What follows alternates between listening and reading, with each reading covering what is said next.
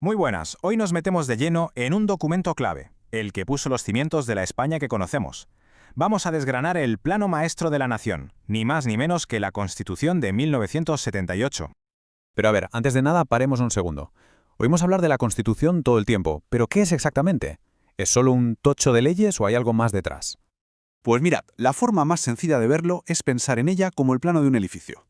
Tal cual. Ahí se dice dónde van los cimientos, los muros de carga, la distribución de las habitaciones y sobre todo las normas de convivencia para todos los que viven dentro. Es al final la regla del juego que organiza todo el Estado. Vale, perfecto. Pues antes de mirar el plano de España en detalle, vamos a hacer como los buenos arquitectos. Primero hay que conocer los materiales que existen, los tipos de diseño que se pueden usar. Vamos a ver un poco qué clases de constituciones hay por el mundo. A ver, la primera gran clasificación, la más básica, es si todo el plano está en un único papel o no. La mayoría de países tienen una constitución escrita, es decir, un documento formal, todo juntito y ordenado. Pero luego hay casos curiosos, como el del Reino Unido, que tienen una constitución consuetudinaria. ¿Qué significa eso? Pues que su plano es en realidad un puzzle de muchas piezas. Un poco de leyes, otro poco de tradiciones, sentencias judiciales de hace siglos, todo acumulado con el tiempo. Y ahora, otra pregunta clave. ¿Es fácil cambiar ese plano? Aquí tenemos dos tipos. Por un lado, las rígidas, que son como los muros de carga del edificio. Para tocar un muro de carga, necesitas un permiso especial, un proceso complicadísimo, porque si no, se te cae todo el chiringuito. Se busca la estabilidad por encima de todo.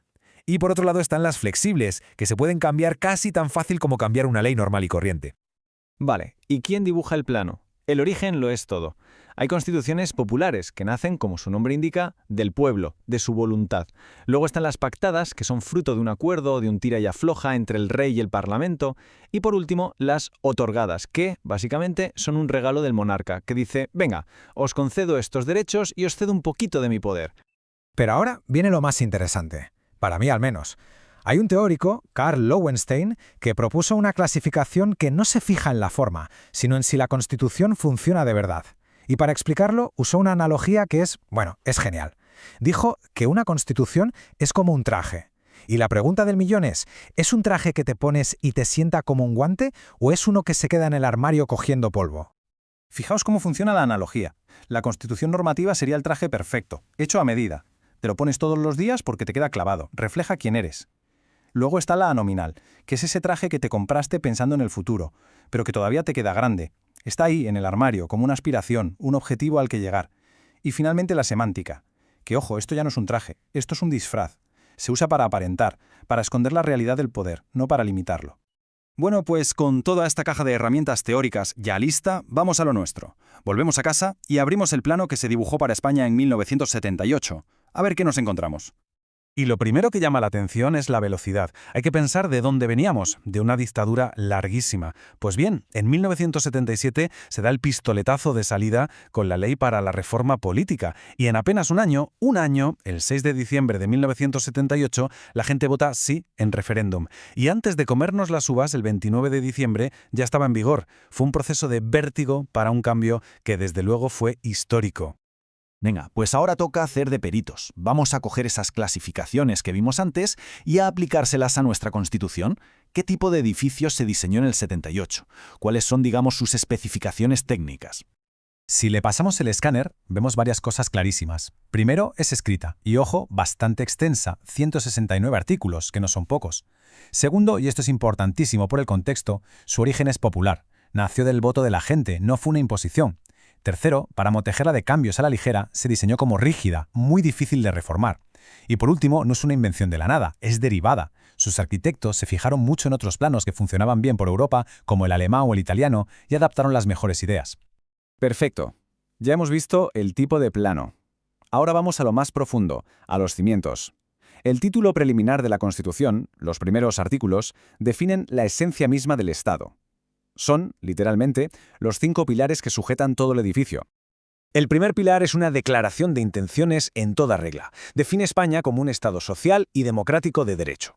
A ver, vamos por partes. Social porque el Estado no es un mero espectador, se implica en garantizar el bienestar. Democrático porque la soberanía, el poder, lo tiene el pueblo. Y de derecho porque aquí todo el mundo, pero todo el mundo, incluidos los políticos y el gobierno, está sometido a la ley. Nadie está por encima. Segundo pilar, la forma política del Estado. Y aquí la definición es monarquía parlamentaria. Esto es un punto clave, ¿eh? Significa que el rey es el jefe del Estado, sí, pero no gobierna, no tiene el poder ejecutivo. Su papel es más bien el de un árbitro, un moderador que asegura que las instituciones funcionen correctamente. Es una figura simbólica, representativa. Tercer pilar. ¿Quién hace las leyes? El poder legislativo. Se optó por un sistema con dos cámaras, el Congreso y el Senado. Pero cuidado, no son iguales. Por eso se habla de bicameralismo imperfecto. Para que nos entendamos, el Congreso de los Diputados es el que lleva la voz cantante. Es la Cámara principal, representa a todo el pueblo y tiene la sartén por el mango, aprueba las leyes y, sobre todo, pone y quita a presidentes del gobierno. El Senado, en cambio, tiene un papel más de segunda lectura, de reflexión y de representación territorial. Tiene menos poder, vaya.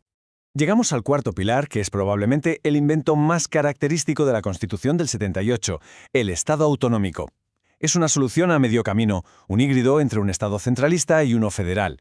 El diseño se apoya en un equilibrio delicado entre tres ideas: la unidad de la nación, que se declara indisoluble, el derecho a la autonomía de las diferentes nacionalidades y regiones y un principio de solidaridad entre todas ellas.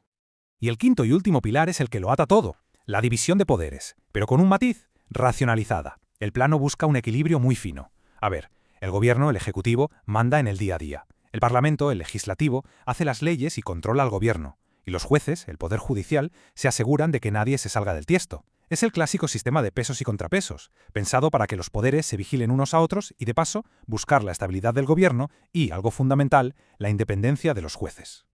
En resumen, lo que vemos es que el plano de 1978 no fue una simple reforma, fue el diseño de un edificio completamente nuevo, un Estado democrático, con un reparto territorial del poder y con una vocación social.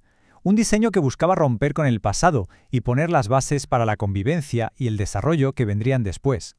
Y todo esto nos deja con una última reflexión. Si la Constitución es el plano de la nación, ¿es un plano cerrado, grabado en piedra para siempre? ¿O es más bien un documento vivo, que tiene que saber adaptarse a los nuevos tiempos, a los nuevos retos de la sociedad? Esa es una pregunta que, desde luego, sigue hoy más abierta que nunca.